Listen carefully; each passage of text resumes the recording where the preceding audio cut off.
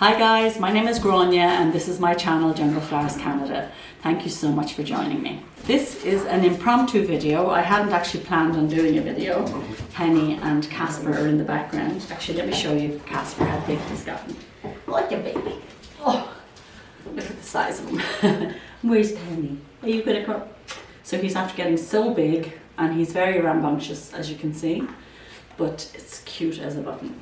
No, Penny. Come here, Penny. Come on, show you. I'll show you Penny. Oh, Penny's such a lady. This is Penny. So these are my two miniature schnauzers, and Penny is such a lady compared to him. He is a hooligan. So anyway, guys, I decided I would go through my cabinets and pull out plants that are still in these plastic cups, and I want to transfer them into my new little potting system, which is using these little net pots and the Dollarama cups, which are on the table somewhere. There we go. The Dollarama cups. So let's get started.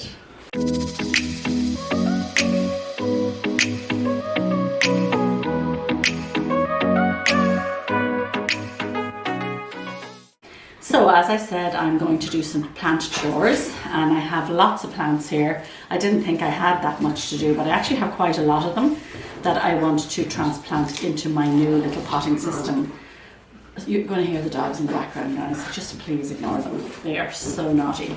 What I will actually remind you guys is that I have a recipe on my channel for DIY pon. It is absolutely amazing. I use it on most of my plants now. I substituted the pumice for a diatomaceous stone that I can buy here in Canada for $20 for a huge big bag of it. So my pon is so inexpensive, and I will put a link in the descriptions. Okay, so where will we start? So this here is my Hoya fuaensis, so nicely rooted. So the roots are great. I don't know if you can see the roots there. Now, when I got it, you'll see the leaf was quite elongated, and the new leaf is kind of round. So I was like, what's going on here? But I had a look online, and it seems that that's not abnormal. Some of the leaves can come out more rounded, and the markings on it are just absolutely, I wonder if I can get close enough for you there to see it, that it won't zoom into my face, but the markings on it are just gorgeous. I mean, a lot of the markings when I look here are quite similar, and the leaf shapes are slightly different, but these are definitely my favorite type of Hoya. So did I bring everything up? Again, like in my last video, I'm using my macrame hanger as my wicking cord. Cut off a bit of that. My scissors, the scissors in this video is no better than the one in my last video. I knew I brought up mesh. Guess who had the mesh? Of course, none other than the bowled Casper. So again, like we did before, we're going to use a little bit of the mesh to stop that just stops the pon falling through. So I'm at a crossroads. You probably know, if you've been following me, that I don't like to cut my plants, and I don't normally sell cuttings. But I'm getting to a point where my IKEA cabinets are going to run out of space for the Hoyas. So I think I'm going to start making strategic cuttings, and if I can, I will sell the cuttings or trade the cuttings. So if you want a little bit more information on these, check, I put a link in the description of the video. I think it was my last video, in fact, where I tell you where I got these and give you a little bit more information on it. So I like this because I can see when I need to water. So there's my Hoya fuaensis, and I hope, let me get my head out of the way, you can see it there. It's absolutely gorgeous. Okay, so what have we got next? So here I have my Hoya Bella that my friend Paula gave me, and you can see, oh, by the way, I was on vacation. I'm just back from Mexico. I had the most wonderful time. We went to Los Cabos, and it was stunning. The food was incredible, honestly. Somebody likes to eat my plants. Excuse me, don't do that, if you saw the face. But anyway, yeah, I was in Mexico. It was so wonderful. So you can see some of the plants are desperately in need of watering. Okay, so the roots is very dry. I hope now I don't kill this when I rehydrate it, because yeah, I might actually take some cuttings of it. If you can see, it's kind of looking a little bit sad. I laugh, I have 3 adult kids, and I feel like I should be Kris Jenner, the momager, because they're always phoning me, which I absolutely love. I'm not pretending that I don't love it. But anyway, what am I doing? So I'm going to cut this and I'm going to reroot it because it's looking a little sad and I want to bring it back to life. So I'm just going to pull off. I want to give it like enough of a stem to support the weight. And I put this also in because this will continue to grow and put out new growth. I had a little observation, just curious guys. I'm feeling that the desire for plant videos seems to be dropping a little bit, and I'm wondering if anybody else has noticed. I'm not seeing as much. I don't know if it's the interest is declining or the YouTubers are losing interest, because even myself, I find I'm not as motivated to do videos. But the reason I am hoping to continue doing videos is because it gives me a purpose. I'm at home now, I don't go out to work, and if you don't know, my YouTube channel is not monetized, so that is, you shouldn't be seeing ads, although I believe YouTube are now actually putting ads on non-monetized channels, but you shouldn't be seeing ads on my channel. So I only do it for myself and for my own mental health, because I just find that I have always worked. I've always had very high pressure jobs, and now that I don't work, I just kind of find that I need something to occupy my day. So I do want to keep doing my videos because it's motivating for me, and it also sometimes on days like this when I don't feel like doing plant chores, it kind of gives me a kickstart. I feel like, well, you know what, I'll do some plant chores and I'll do a video. But I am definitely seeing, this is a mixture of my pond and Jennifer's pond here. I am definitely seeing a decline. I'm wondering if any of you are noticing. And I'm curious to know if viewers are also losing interest. Do you still enjoy watching YouTube videos on plants? Like, is it something you'd like to see plant YouTubers continue with? Okay, so now I'm just going to I'm going to bring this tray over in a moment, but I'm just going to do the lazy man's load here. Okay, so that is Hoya Bella. I will add some water to her soon. So anyway, let's get back on track. Yeah, so I'm wondering, like, do you find you're losing interest? You're not watching as many plant videos as you used to? If you're a YouTuber, are you finding that your viewership is declining? You know, I'd love to know. I just went and got some nutrient water. So this is Root Farm. There's lots of hydroponic solutions out there. I just use Root Farm because it's Canadian, and I like to support local. These two, like, there is a whole house here and you have to play beside me. Any chance you could skedaddle? Isn't it typical? It's like when you have kids, they have to be beside you. These are the very same. So if you've been following me, you will know that it actually has taken a bit of a beating since I took it out of the prop box. So this here is a philodendron tiger tooth ring of fire, and I've had it for 2 years. I imported this 2 years ago. Was it 2 or 3 years ago? I think actually it was before COVID, so it's like 2.5 years. I think it was like around September 2019. Yeah, so about 2.5 years ago, and it was a stump, and I didn't give up on it. I just left it in my prop box, and it finally put out some growth. And let's have a look. 2.5 years, and that's the only. But at least there's roots on it, right? So I persevered with it, and it makes me laugh, to be honest with you. So I took it out of the prop box maybe when I got back from my holidays, and it's really wilting, and it's not looking very happy. But I'm hoping that it just needs to acclimate to its new environment. So I am going to put this into one of these little pots as well. I'll mention again, I did mention it in my last video, people ask me how I prepare my plants once I've imported them. And basically I usually put them into these cups, and I put some holes in them, I put them in pon, and I put them into a prop box. That has been my most recent way of acclimating my plants, and I have had very good success. So I have also in the past, as I have said before, dipped them in rooting hormone and put them into soil. But now pretty much I'm using pon for most of my plants when I import them. And I'm actually kind of converting most of my Hoyas to pon. Hoyas definitely love pon.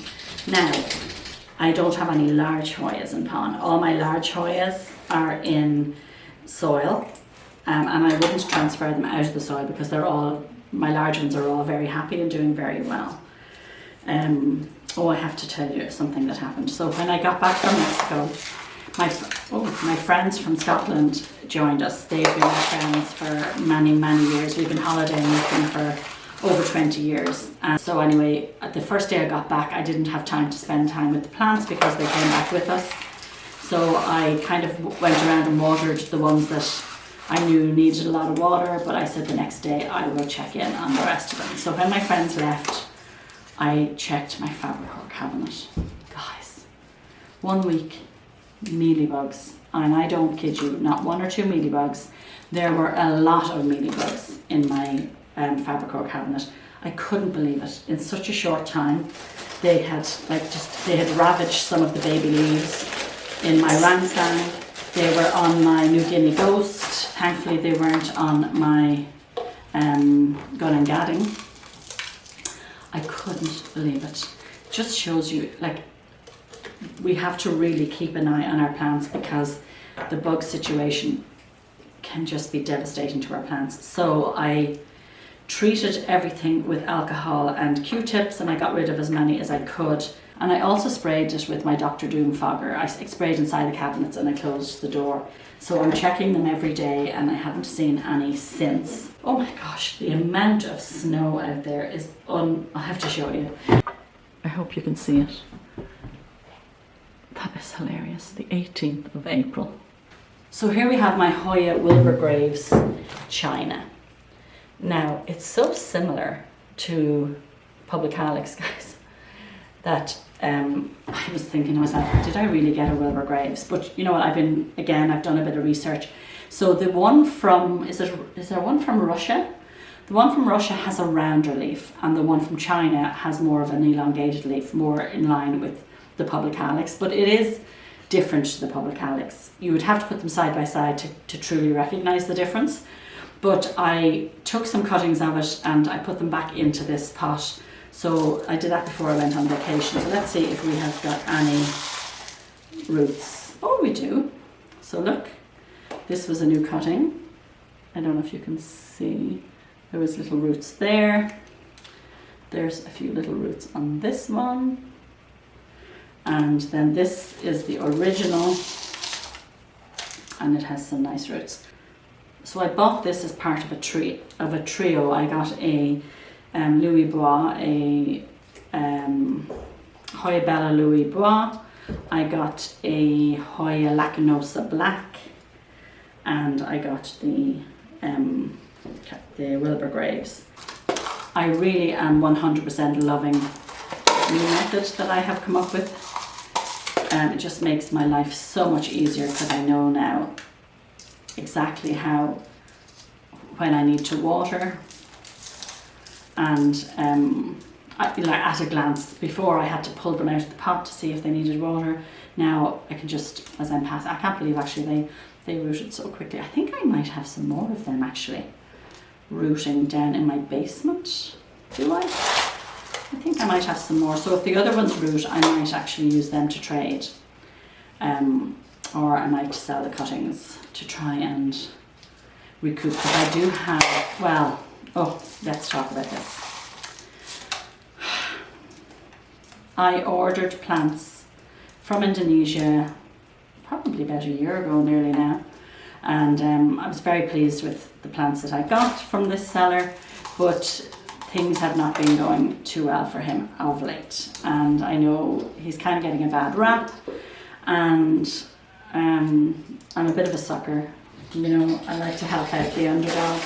So he contacted me a while ago to say that he was going to send me replacement plants, and so to help him out, he said like it would help him out if I ordered some plants from him, it would help him with the shipping, and I ordered another $120 worth, US dollars worth of plants from him. I still haven't got the plants. So rather than lose the plants, I have contacted him since and said to him, listen, I'll pay the shipping and the phyto after you have paid it and you have sent them, because I really would like to get the plants. It's an undulata. I think there's another clemensorium in there. There is a buntok, which is native to Indonesia, and also some more ache, the Hoya ache, which is this one here. And I really would like to get some more because I know I had said I would share some of it with Amy if they came in. So they haven't come in. He did contact me to say that he lost his phone and he did have difficulty contacting people, and he did contact me the other day. So he said we are getting back on track. So I'm hoping to get them. So I really hope he gets his act together, because I really did like the plants that he sent me. And, you know, I believe, this is my belief, that he became overwhelmed. I think he got so many orders that he just couldn't keep up. And then he sent a package to me in October. Hang on, let's do some work while we're chatting. This here is a rinsei that I got from my friend Tatum. So anyway, and actually she got that from him. She actually got that from him. So anyway, he sent a shipment in October, I think it was, last year. Was it last year? I've lost track of time, guys. But yeah, I think it was last year. And he put it in an insulated box and he wrapped it up and he did a beautiful job, but it was actually too soon. Our weather wasn't cold enough at the time, and I think a lot of the plants just sweated, and you know, a lot of them didn't do great. Plus, because he had gotten so big, he hired people to help him, and they sent the wrong plants. So there was a couple of plants that I had ordered that I didn't get. So, you know, I think what he needs to do is say to people, okay, I'm taking X amount of orders, I'm not taking any more. If if other people come to me and say you can do the next round, you know, I think he needs to do a little bit of organization there. But I'm hoping that he can survive and continue to export plants, because they are truly beautiful. But anyway, I am hoping that he is a man of his word and that he is going to send me those plants, and if I get them I will do a video and I'll let you guys know about it. Okay, so let's pot up our rinsei, and actually I've had this for quite a while, so I'm actually surprised the roots aren't a little bit bigger, but hopefully it will do better now in its new little pot. Okay, so this is the Hoya parasitica heart shape. This plant is gorgeous. The leaves are so thick. I don't know if you can see them there, but they are truly beautiful, and it's in soil. So I'm going to take it out of the soil and put it in pon, and I'm going to take a cutting of it. I could lose roots in the transition, which is always a risk, but they should bounce back. I could cut off all the roots and reroot it again, which I know a lot of people like to do. I personally am not a huge fan of doing that. I'm going to take a cutting, so I'm going to root this. And sometimes when you cut your Hoyas, it actually stimulates new growth. So I'm hoping that it might do that. So I'm going to head off now and wash the roots of this, and then I will be back. Okay, so I got the roots nice and clean, and now we will pop this into pon. So we'll pop, actually that's actually going to be too long. I have to cut off a little bit of it. I hope that this won't stress it out too much. So we're almost there. So this here, I love this plant. This is called a flagellata, and it's very dry. And it is very similar, I think, to the caudata. This is not actually very good. And when you let them dry out too much and then you rehydrate them, you do run the risk of rotting the roots. Most of these Hoyas I have imported, I have done a lot of importing from Thailand. I use Asian plant exports, which a lot of people do not like and steer very clear away of. And are there issues with them? Absolutely. What I do like about them is you can buy cuttings, single cuttings, very cheaply. And some of these I bought probably 2 years ago, maybe a year and a half. I've just totally lost track of time. And you know, they're starting to grow now, so you have to be prepared to wait. They never get the orders right, there's huge issues, but I still think it's worth the risk because I get plants that, again, I can't get easily here in Canada. I haven't ordered from them now in well over a year, and I'm kind of getting to a point, I really am kind of getting to a point where I think I am going to stop importing. Oh my goodness, because I really do have enough. Okay, so here we have the unknown plant. No idea what this is. So cute. Look, lovely roots, bone dry. My goodness, I'm so glad I did this today. I didn't realise, I thought I watered these when I came back from my vacation. I did, I watered them. That was a week ago, and I guess I was rushing and didn't pay too great attention to it. So this is a cutie, and I just don't know what it is. I have another piece of it actually, which I'm going to go get now and add it to it. So this is another piece of that plant, and I think I'll just pop the two of them together. There are some amazing roots on this one. So guys, my favourite genus of plant, I don't think any of you will be surprised, is Hoya. And I'm just wondering how you guys feel. What is your favourite genus? What one do you think will hold its interest the longest? Philodendron, Hoya, Anthurium. Personally, I think Hoya.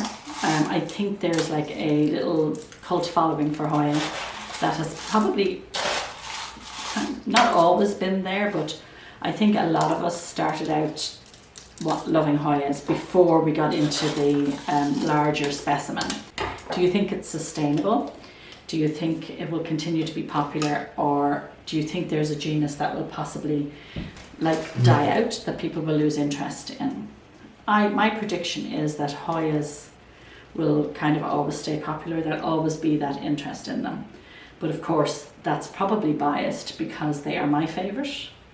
But just curious to know if any of you have the same thoughts.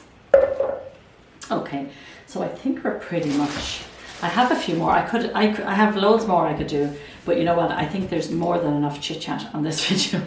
You're probably like, okay, Grania, enough. So that is my video for today. I hope you enjoyed it. If you enjoyed the video, don't forget to give me a thumbs up. If you watched till the end, don't forget to put the green heart emoji in the comments. And if you have any questions at all, please don't hesitate to ask. You take care and have a wonderful day.